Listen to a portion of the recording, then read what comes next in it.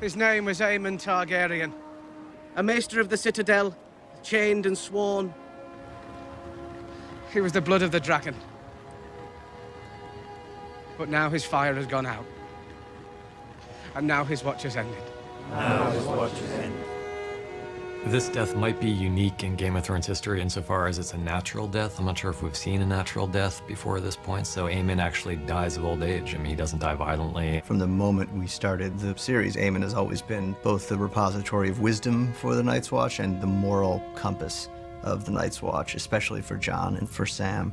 He's one of the rare people in the world of the show who had a chance to be king. Everything that everyone is fighting over and jockeying for, the Iron Throne, is something that was offered to him that he turned down because he knew in his heart that he wasn't suited for it, which is a pretty major sacrifice that's hard to imagine anybody else in the history of this show making. In a world where most people take sides very strongly and are willing to fight to the death for whatever side they're on, Aemon has been someone who's seen the value of compromise. He's seen the bigger picture in a way that very few characters have. It's a real tragedy for all of Castle Black, especially though for Sam, because he's lost really his only friend now at the castle. I mean, with Jon gone to Hardhome, and aside from Gilly, there was no one else in the Night's Watch who Sam can really trust. On the day of the great games, gather all the great masters and wise masters and worthy masters you can find, and slaughter them all. I am a queen, not a butcher. All rulers are either butchers or meat.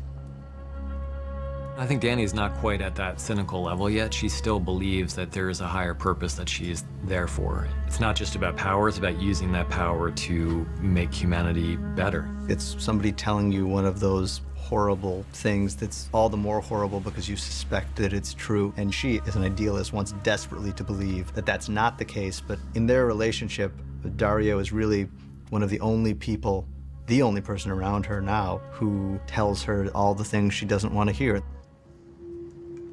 Strip away the gold and the ornaments, knock down the statues and the pillars, and this is what remains.